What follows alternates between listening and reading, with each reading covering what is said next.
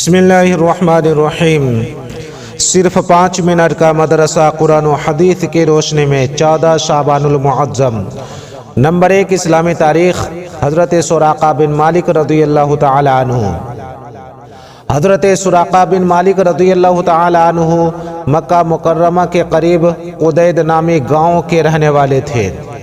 حضور صلی اللہ علیہ وسلم اور حضرت ابو بکر رضی اللہ تعالی عنہ جب مکہ سے مدینہ ہجرت کر رہے تھے، اس وقت انہوں نے ہی پکڑنے کے لیے پیچھا کیا تھا، لیکن اللہ کی مدد سے سراقہ کے گھوڑے کے پیر دھس گئے۔ انہوں نے حضور صلی اللہ علیہ وسلم سے معافی مانگی۔ آپ صلی اللہ علیہ وسلم نے معاف کر دیا اور فرمایا، اس وقت تمہارا کیا حال ہوگا جب تم کسریٰ کے کنگن پہنو گے۔ سراقہ نے حضور صلی اللہ علیہ وسلم کے پیچھا کرنے والوں کو روکنے کا وعدہ کیا اور واپسی میں تمام کفار کو بہانہ بنا کر روک دیا۔ جب اس کا یقین ہو گیا کہ حضور صلی اللہ علیہ وسلم اور حضرت ابو بکر رضی اللہ تعالی عنہ مدینہ پہنچ گئے ہوں گے تو لوگوں کو اپنا واقعہ بتایا۔ ابو جہل ان پر بہت خفا ہوا۔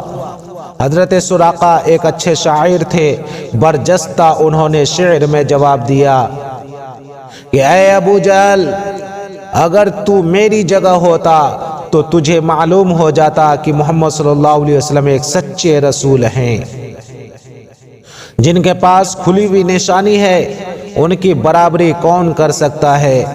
جب مکہ فتح ہوا تو حضرت سراقہ رضی اللہ تعالی عنہ نے حضور صلی اللہ علیہ وسلم کی خدمت میں حاضر ہو کر اسلام قبول کر لیا۔ حضرت عمر رضی اللہ تعالی عنہ کے زمانے خلافت میں کسریٰ کا خزانہ آیا تو انہوں نے حضرت سراقہ رضی اللہ تعالی عنہ کو کسریٰ کا لباس، تاج اور کنگن پہنائے۔ یہ دیکھ کر مسلمانوں نے اللہ اکبر کی آواز لگائی اور کہا کہ آج حضور صلی اللہ علیہ وسلم کی پیشن گوئی ہو بہو پوری ہوئی۔ حضرت سراقہ رضی اللہ تعالی عنہ کا انتقال حضرت عثمان رضی اللہ تعالی عنہ کی خلافت میں سن 24 ہجری میں ہوا۔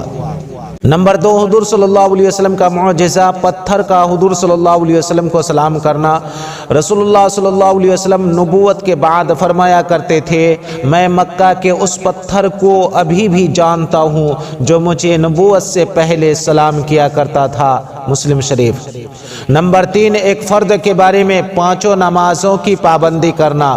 رسول اللہ صلی اللہ علیہ وسلم نے فرمایا، جو شخص 5 فرد نمازوں کو پابندی سے پڑھتا ہے وہ اللہ تعالیٰ کی عبادت سے غافل رہنے والوں میں شمار نہیں ہوتا۔ ابن خزیمہ۔ نمبر 4، ایک سنت کے بارے میں رحمت طلب کرنے کی دعا۔ دین پر یا کسی نیک کام پر جمع رہنے اور رحمت حاصل کرنے کے لیے اس دعا کا اہتمام کرنا چاہیے۔ ربنا لا تزغ قلوبنا بعد اذ هديتنا وهب لنا من لدنك رحمة انك انت الوهاب۔ ربنا لا تزغ قلوبنا بعد اذ هديتنا وهب لنا من لدنك رحمة انك انت الوهاب۔ اے ہمارے پروردگار، ہمیں ہدایت دینے کے بعد ہمارے دلوں کو مت پھیریے اور اپنی طرف سے ہمیں رحمت عطا فرمائیے، بے شک آپ ہی سب کچھ دینے والے ہیں۔ سورہ آل عمران۔ نمبر 5، ایک اہم عمل کی فضیلت، نماز میں قرآن کی تلاوت کرنا۔ رسول اللہ صلی اللہ علیہ وسلم نے فرمایا، نماز میں قرآن شریف کی تلاوت بغیر نماز کی تلاوت سے بہتر ہے، اور بغیر نماز کی تلاوت قرآن سبحان اللہ اور اللہ اکبر کی تسبیح پڑھنے سے افضل ہے۔ سبحان اللہ اور اللہ اکبر کی تسبیح صدقہ سے افضل ہے، اور صدقہ روزے سے افضل ہے، اور روزہ جہنم سے بچنے کی ڈھال ہے۔ مشکات شریف۔ نمبر 6، گناہ کے بارے میں حرام چیزوں کا بیان کرنا۔ قرآن میں اللہ تعالیٰ فرماتا ہے، تم پر مرا ہوا جانور، خون اور خنزیر کا گوشت حرام کر دیا گیا ہے، اور وہ جانور بھی جس پر ذبح کرتے وقت اللہ کے علاوہ کسی دوسرے کا نام لیا گیا ہو۔ سورہ مائدہ۔ نمبر 7، دنیا کے بارے میں دنیاوی زندگی کی حقیقت۔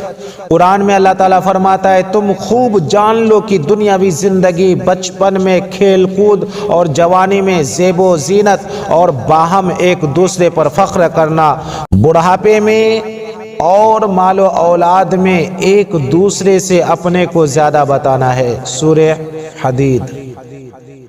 نمبر 8، آخرت کے بارے میں جنت کی عمارت۔ رسول اللہ صلی اللہ علیہ وسلم نے فرمایا جنت کی عمارت کی ایک اینٹ چاندی کی ہے اور ایک اینٹ سونے کی ہے، اور اس کا گارا خالص مشک ہے، اور اس کی کنکریاں موتی اور یاقوت ہیں، اور اس کی مٹی زعفران ہے۔ ترمذی شریف۔ نمبر 9، طب نبوی سے علاج، پچنا اور مہندی سے علاج۔ رسول اللہ صلی اللہ علیہ وسلم سے جب کوئی سر میں درد کی شکایت کرتا تو آپ صلی اللہ علیہ وسلم فرماتے کہ تم پچنے لگاؤ، اور جب کوئی پاؤں کے درد کی شکایت کرتا تو فرماتے کہ تم مہندی لگاؤ۔ ابو داؤد۔ نمبر 10، نبی پاک صلی اللہ علیہ وسلم کی نصیحت۔ رسول اللہ صلی اللہ علیہ وسلم نے فرمایا 3 گناہ ایسے ہیں جو سب سے پہلے وجود میں آئے، لہذا ان سے بچو۔ تکبر سے بچو، اس لیے کہ تکبر ہی نے شیطان کو حضرت آدم علیہ السلام کا سجدہ کرنے سے روکا تھا۔ 2، حرص یعنی لالچ سے اپنے آپ کو بچاؤ، اس لیے کہ حرص ہی نے حضرت آدم علیہ السلام کو درخت کے پھل کھانے پر ابھارا تھا۔ 3، حسد سے بچو، اس لیے کہ آدم کے ایک بیٹے نے دوسرے بیٹے کو حسد میں قتل کر دیا تھا۔ ابن عساکر۔